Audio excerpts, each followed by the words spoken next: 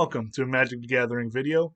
My name is November Lima, and I have built 5 Strixhaven standard decks for you that, in my opinion, are powerful enough to where you, on Strixhaven's release, you can upload these or download them and then upload them, however you want to look at it, and then play some games, and I feel like you're going to have a good time on the ranked ladder.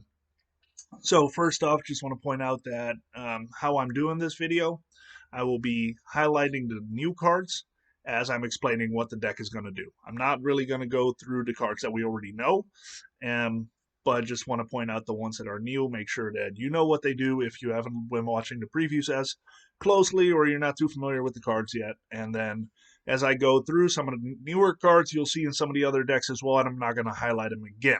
I might talk about them, but I might not highlight them. So let's go ahead and get started. First off, I want to point out that all my decks are on AetherHub. So if you go to aetherhub.com and you look for my profile, which is November Lima with an underscore in between, you will find all these decks. And just so you know, the ones that have SDX in front of them are the ones for Strixhaven. The other ones will be older, can currently be played, but after Strixhaven, you'll probably want to update those.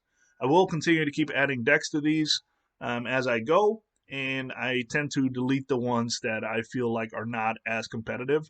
So you might see a list that won't be on there the next day. And that just means that I felt that the list was not good enough. So, all right, let's go ahead and get started. First deck here is repping Lorehold with Mardu Sacrifice. So Mardu Sacrifice, pretty straightforward on what it does. It's pretty much the same as what it does now. You've got your 3 Claim to Firstborns that really just want to steal your opponent's creatures, and then you can sack them with Village Rites. Got 2 of those, and then also got 2 of the Woe Striders in here as well, which are your sack outlets. Now, that sounds like not a lot of sack outlets, but that's because we have some new cards in here. So first off, I want to point out that we have the other side of Exodus Org Overlord. So this is a modal dual-faced card. Awaken the Blood Avatar. And this thing is pretty powerful.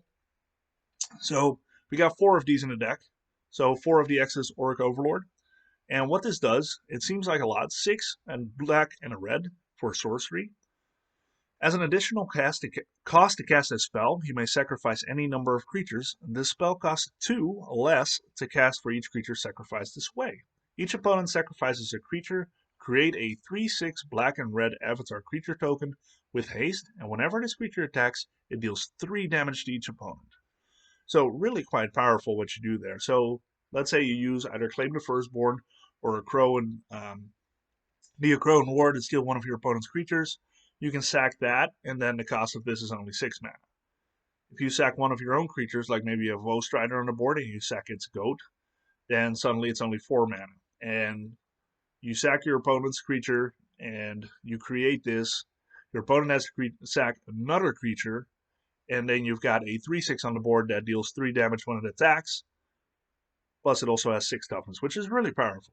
So overall, really cool card there, and also the other side of it is pretty solid. So another card that's in here is Hofri Ghostforge. Also a really great card for Mardu Sacrifice. So Hofri Ghostforge is 3 red and a white for Legendary Dwarf Cleric. It's a 4/5. Spirits you control get +1/+1 and have trample and haste, which at first there's actually no spirits in this list, so that might seem a little odd. But whenever another non-token creature you control dies, you exile it. If you do, create a token that's a copy of that creature, except it's a spirit in addition to its other types, and it has, when this creature leaves the battlefield, return the exiled card to your graveyard. So as a creature dies, so as you sacrifice creatures to awaken the Blood Avatar, by example, they come back as spirits with a +1/+1 from Hofri Ghostforge passive effect. So you're actually sacking creatures that then come back even more powerful. So that's really a pretty solid value engine. And that one also works really well with Kroxa, Titan of Death's Hunger, because basically it triggers twice. So what happens is you have Hofri Ghostforge on the field, you play Kroxa, your opponent has to discard a card, and they might take 3 damage if it's a land. Then Kroxa goes in the graveyard, and then because it dies, it comes back as a spirit with +1/+1, which doesn't matter. But because it wasn't cast from the battlefield, from the graveyard, it dies again and goes back into your graveyard. So it triggers twice, which is pretty cool. Also, if you play full control, you can actually sacrifice this twice for Awaken the Blood Avatar. Some other cards that are in here that are noteworthy. So we got one Vanishing the First. I really don't think Vanishing First is a really big card in this deck because, again, we want to gain value from stealing opponents' creatures. But having some removal is pretty solid. So we already have 3 Heartless Acts. And Vanishing First is kind of that, hey, if we need to take care of something big, as long as it's one color, we can get rid of it. Think of a Great Hinge, by example. Also, we've got the Exodus Org Overlord, which is the other side of the Awaken the Blood Avatar. 1 white, black, and black.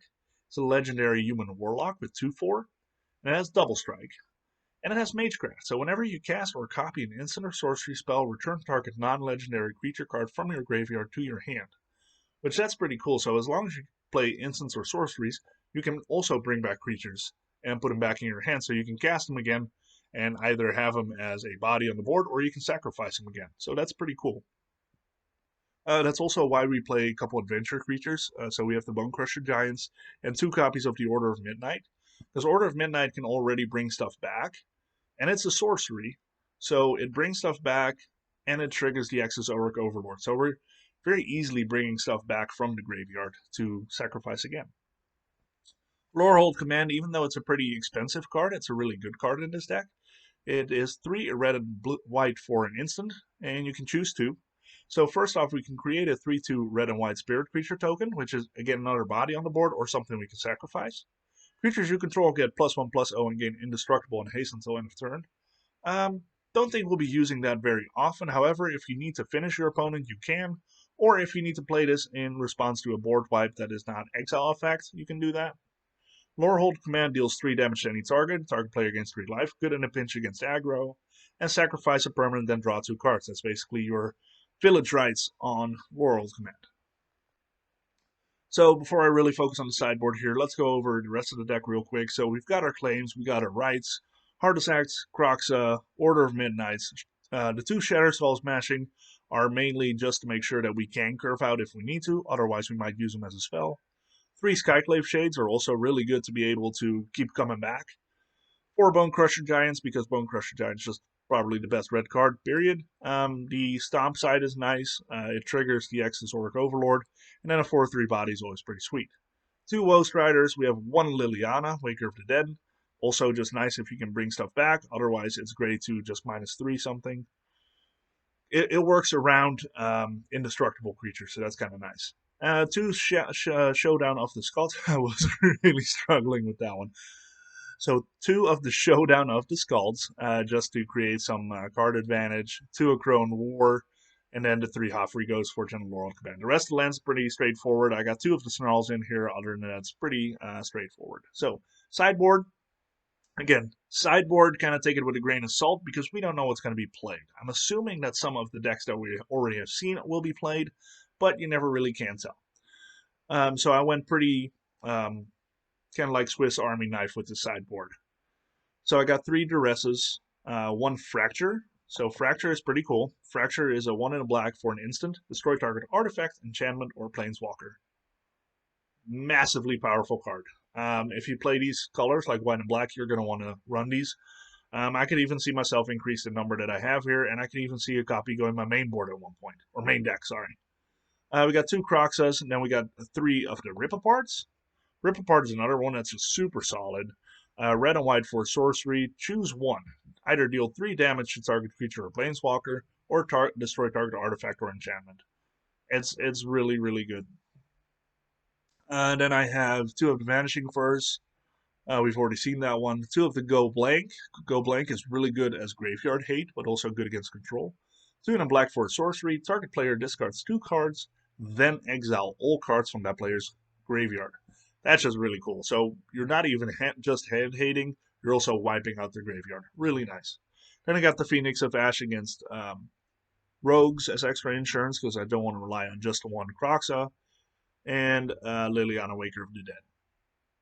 So that's that deck. Let's move on to the next one.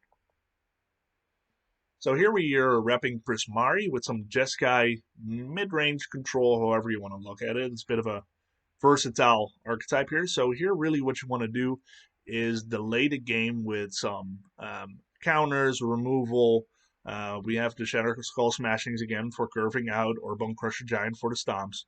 4 Brazen Borrowers to be bouncing things, and then also some other items to really take the time that we need to be casting our 2 big hitters here. So these are the 2 big hitters of the deck.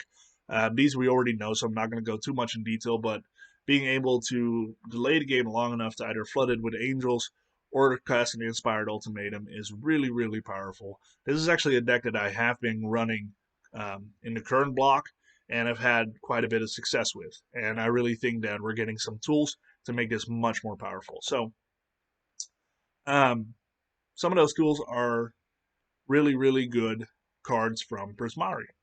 And one of them that I really like, and currently only want to try one of, is Expressive Iteration. So it's a blue and a red, and it's a sorcery. Look at the top 3 cards of your library. Put one of them into your hand, put one of them on the bottom of your library, and exile one of them. You may play the exiled card this turn. So it's basically a 2 mana draw 3. One of them you have to cast right away, one goes at the bottom of your deck, and the other one just stays in your hand, which is actually really, really good value for 2 mana. The reason I only run 1 right now is because I don't want to pull this too early. Because if you don't get to play the 3rd card, it is kind of feels bad. Other cards that we have in here, one of them is Prismari Command. It's a 1, a blue, and a red, and I want 3 copies of these. So choose 2. You can deal 2 damage to any target. Target player draws 2 cards and discards 2 cards, creating a treasure token, or destroying target artifact. So really, really, really versatile and really great in this deck. Creating the treasure token is awesome to be able to ramp, because again, we want to cast those big spells. Being able to draw some cards for some card selection. Or if I really need to, I can destroy a creature with 2 toughness, or destroy an artifact. And then the other one that really helps us out here is Galazette Prismari. Galazette Prismari is a 2, a blue, and a red for Legendary Elder Dragon. It's a 3/4. When it enters the battlefield, you create a treasure token. So again, another token. That's really, really interesting. Artifacts you control have tap, add 1 mana of any color, spend this mana only to cast an instant or sorcery spell. Which is fine because both Starnheim Ultimatum and Inspired Ultimatum are both sorceries. Sorry. So I'm totally fine with that. That's totally cool, being able to create a treasure token on turn 3, create another treasure token on turn 4, and then be able to cast after that is super solid. Also, we have Elite Spellbinder, 4 copies. This is really to delay the opponent, but also put some pressure on. It's a 2 and a white for a creature human cleric. It's a 3/1, and it has flying, so it has that Brazen Borrower impact. So with Brazen Borrower and Elite Spellbinders, I have 8 flyers on the board with 3 toughness, not even including the Galazeth. So that's at 3 mana. When it enters the battlefield, I get to look at my opponent's hand, and I may exile a non-land card from it. And as long as that's exiled, they can cast it, but for 2 more. So that's just super powerful in order to delay my opponent and really kind of take the wind out of their sails while I build my game plan. Some other cards that are really good, I've got 1 of the Rydane, 3 Skyclave Apparitions, really just to delay my opponent, and then 2 Behold the Multiverse to help me find some stuff, and then 4 Goldspan Dragons, also creating that treasure token and putting pressure on my opponent, really allows me to play those big spells or multiple spells in a turn while I get to what I need to win the game. I have 1 copy of Kenrith simply because it's an aggro monster. Like, Kenrith is so powerful, especially if you cast Kenrith and have, like, you can play another creature. Just having 2 creatures on the board that suddenly attack with trample is such a powerful thing. Other than that, just run 24 lands, hoping to have the Shatter Skull Smashings when I need them, so I can potentially have 26 lands. I really don't think I need more than that because I have 3 Prismaris, 2 of the Galazeth, and then 4 Goldspan Dragons that all create treasure tokens. So going to the sideboard, I've got Blazing Volley for small creature decks, Disdainful Stroke, 2 again of the Repapart, and then 2 Test of Talent. Test of Talent is a 1 and a blue for an instant.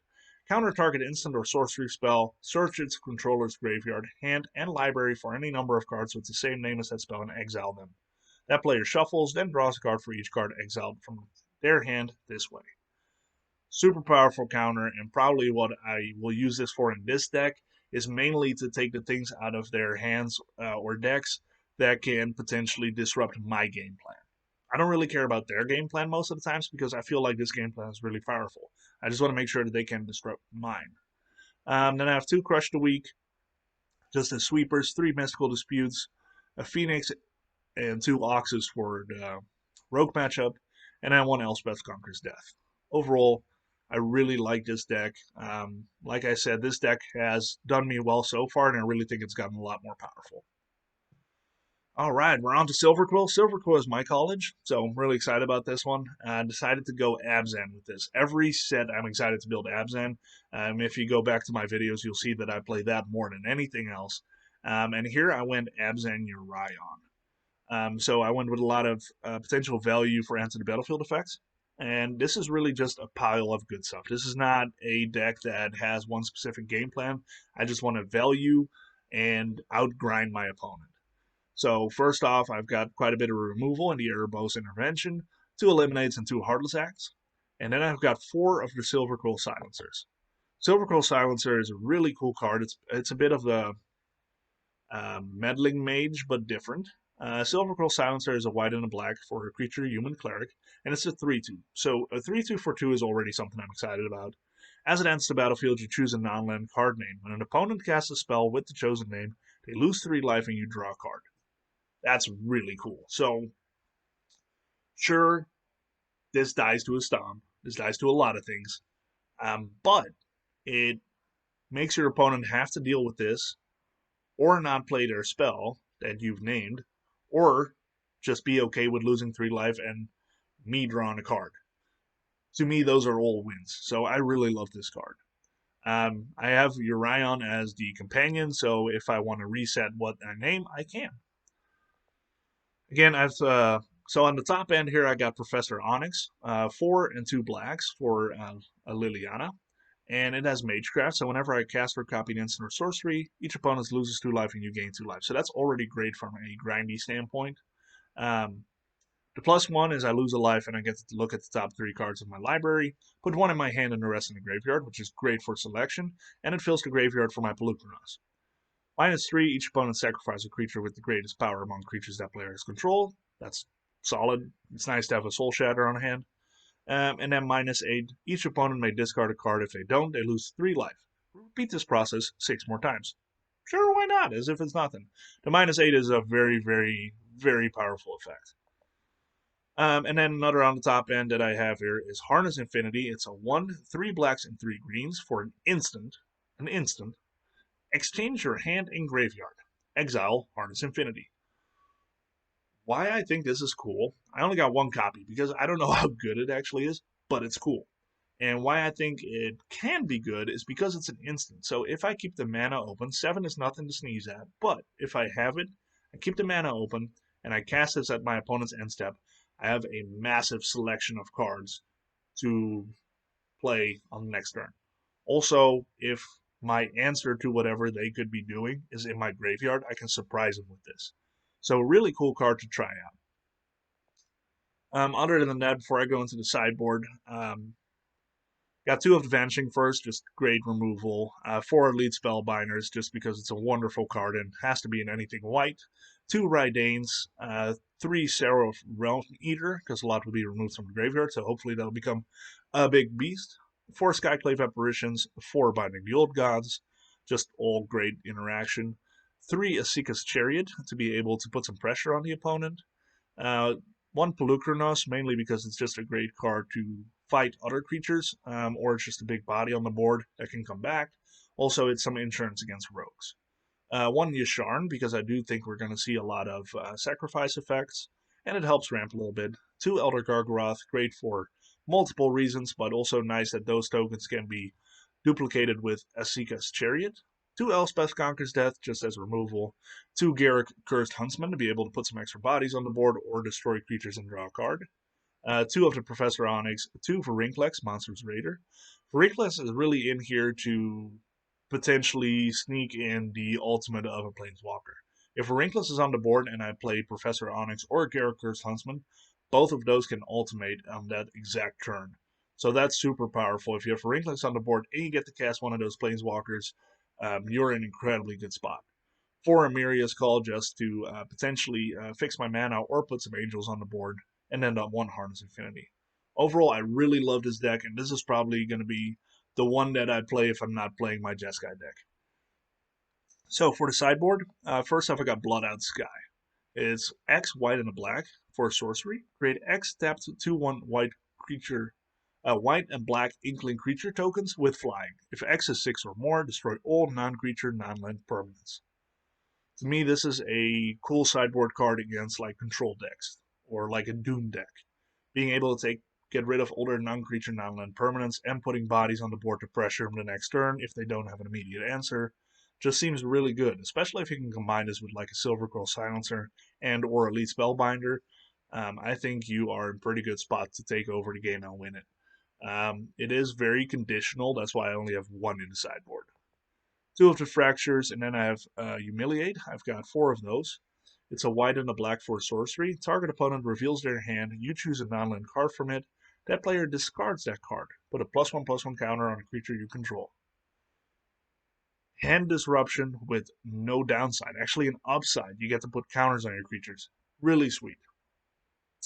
Probably bring this in if I need to have bigger creatures against my opponent, if they're like a mid-range deck as well. But also just against control. Being able to remove their cards and make my creatures bigger to reduce the length of the game seems very good. I also have a Witherbloom command that I forgot to actually put in here. Apologize for that. So let's go to Culling Ritual. Witherbloom command was one of the first cards that got spoiled, and really the main reason I have it in there is because it can -3/-1 something, which is great against indestructible stuff. That's the main reason I got Witherbloom command. 2 go blanks and then Culling Rituals. I got 3 of those. It's 2 a black and a red, or 2 black and a green. And me missing that Witherbloom command really threw me off. Destroy each non-land permanent with mana value 2 or less. Add a black or a green for each permanent destroyed this way. So this is really, really cool against anything that goes wide, or it like against the Sultai Ultimatum even, which has a lot of 2 mana stuff. Think of Omen of the Sea, Maze Mind Tome, older enchantments they like to put on their lands. All of those just go up in smithereens with this. Really cool. Plus it helps me ramp. And then I got 1 extra Pelucranos against the Rogue matchup, and obviously the Urion because of the companion slot. So, apologize for the Witherbloom there. Let's move on to the next one. So here we are in Quandrix, and Quandrix looks very familiar, I'm sure. I put together a lot of Simic plus something else together, and in the end, I had to roll with Temur Adventures. I really think that Temur Adventures is the best deck for a Quandrix shell. But I made some changes that really, in my opinion, upgrade this deck. So, did I brew this one myself from scratch? Yes, but it's very much the Temur Adventure shell. So, take this one with a grain of salt from a me creating it standpoint. But let's just go through it. So we got the Innkeepers, obviously. So first off, we have the Adventures package, right? We got the Innkeepers, we got the Crushers, the Borrowers, the Lovestruck Beasts. And I've gotten 3 of the Goldspan Dragons, 2 of the Comas, and 1 Great Henge. I think that's a pretty solid mix-up there. Other than that, we've got the Miscast, which is actually super valuable in my opinion. 2 Shatter Skull Smashing, again, for helping with mana. 1 Expressive Iteration, 2 Fire Prophecies to help really smoothen out my draws and remove creatures. 2 Tangled Florahedrons to also help with some of that mana. And really, when we get to the new cards, is also 3 Prismari commands and 1 Quandrix command. Quandrix command is also a really cool addition. 1 green-blue for an instant, choose 2. Return target creature or planeswalker to its owner's hand. Counter target artifact or enchantment spell. Put 2 +1/+1 counters on target creature. Target player shuffles up to 3 target cards from their graveyard into their library. All really cool effects. So, the way that I intend to use this is kind of like as an additional Brazen Borrower, being able to bounce something. I think bounce effects are going to be very relevant in this set. Counter target artifact or enchantment spell. Really cool to have in a null hand. Put 2 +1/+1 counters on target creature, so that could be nice if your opponent tries to do something to destroy your creature with a deal X amount of damage kind of spell. And target player shuffles up to 3 target cards from their graveyard into their library.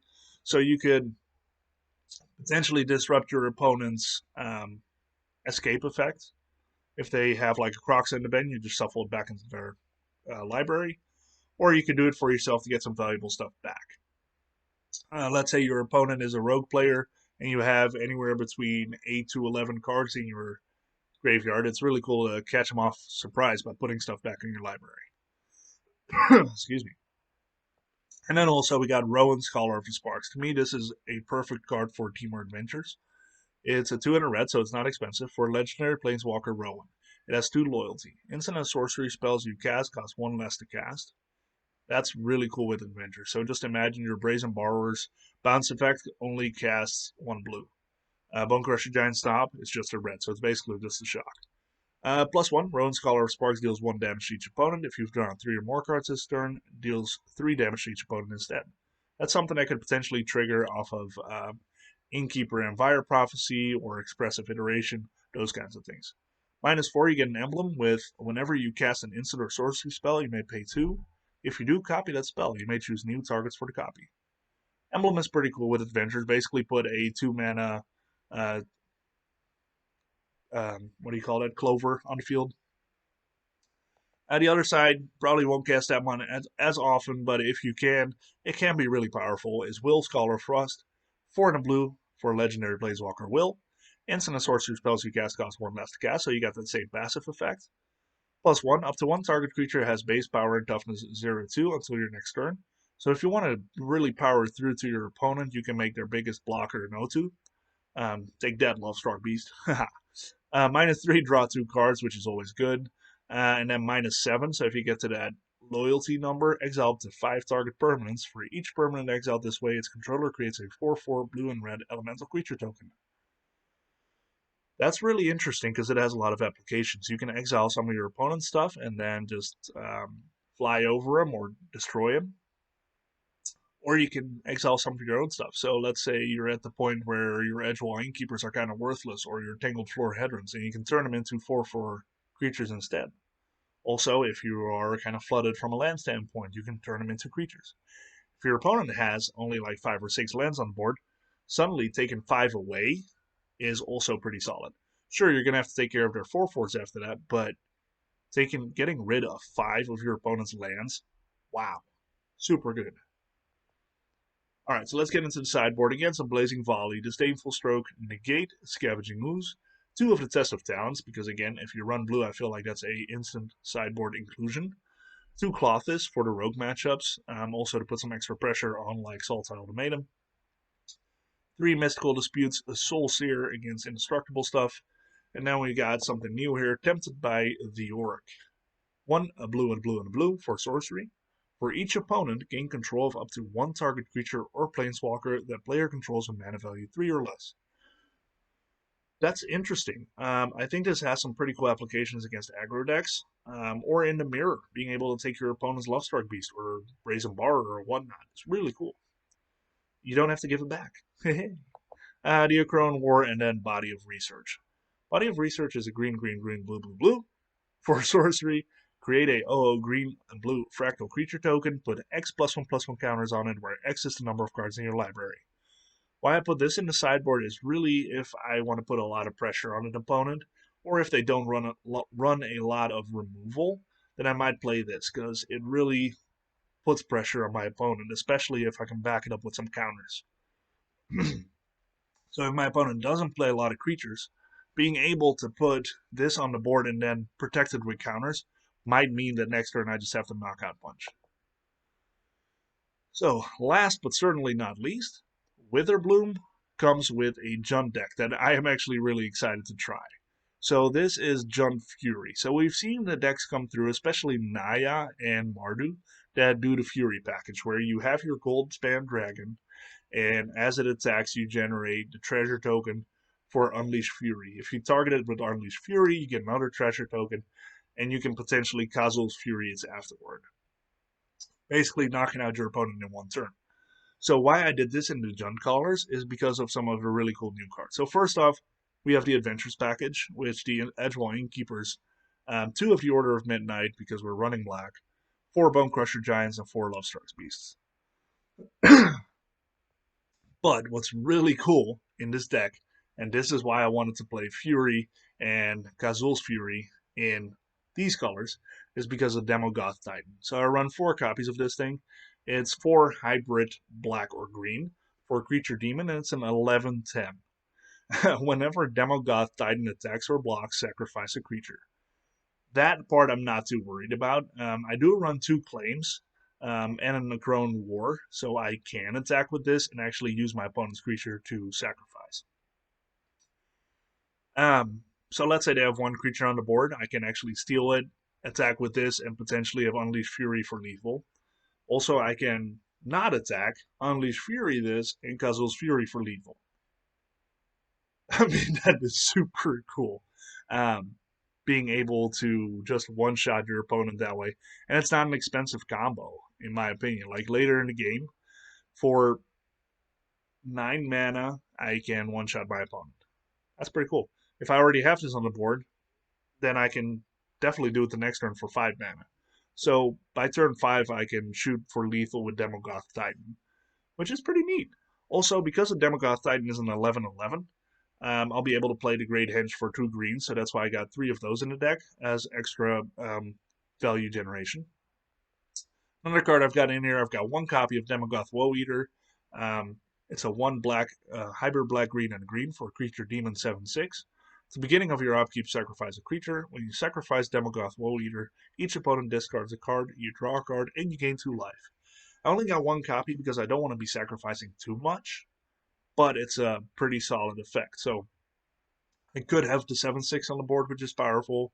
But if it dies, my opponent has to discard, I draw, and I gain 2 life. So that's just really cool. Other than that, it's a pretty similar shell. Again, I have the 2 claim to firstborn. I also have 2 Snakeskin Veils because I can't run Shelter. I also don't want to run 4 Snakeskin Veils because I have much more creatures that can trigger properly off of Unleash Fury and Kazul's Fury. So I thought 2 was sufficient because it's not like I have to protect Goldspan Dragon. In a lot of these Fury decks, you want to have Goldspan Dragon and you want it to survive. Otherwise, your game plan kind of falls apart. Because I have 3 Goldspan Dragons, 4 of the Demogoth, I'm in pretty solid shape to at least find a target for Unleash Fury and potentially have Kazul's Fury to finish it off. Excuse me. So other than that, it's like I said, the adventure package, the Crone War, the 3 Goldspan Dragons, and it's a pretty straightforward game plan.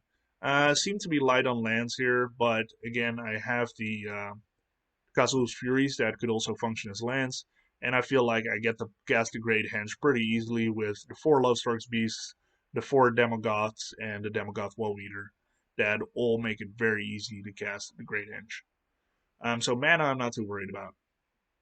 Sideboard again, Blazing Volley, an Eliminate, and 2 Heartless Acts if I really have more creatures to deal with. 2 Go Blank, a Phoenix of Ash, Soul Seer, 2 Culling Rituals, 2 Rankles, and 3 Ox of Agnes for the Rogue matchup.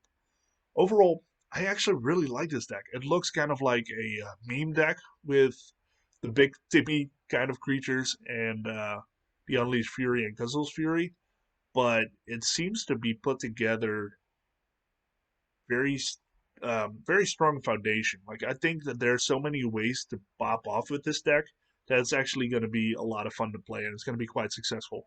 I think people are going to expect Demogoth Titan to be used this way, but it's still going to throw a lot of people off. It's going to be hard to stop. So I hope you enjoyed this video. Like I said, I really wanted to try and focus it a little bit around the colleges and put 5 decks together that really are strong. I really think that all 5 of these, I mean, Team Revenge we already know, so again, for the Quandrix, I kind of cheated with that one. But the other 4 as well, I really think that Mardu Sacrifice, Jeskai Ultimatum, Abzan Midrange, which is always good. I mean, honestly, it is. It's a workhorse. And Witherbloom for the Junt Fury are all powerful. So I know I'm going to try these out on Friday. If there's one specifically you want to see me do a video on after the release, let me know. I'm going to play them all, like I said, so I don't mind recording one of them. I would enjoy that a lot. So let me know which one you like, which one you're going to try out, and if there's one of which where you're like, hey, maybe you should put that in. I'd love to hear about it, so leave me a comment. Also, don't forget to like, subscribe if you haven't yet, and look forward to the next video. Thank you so much.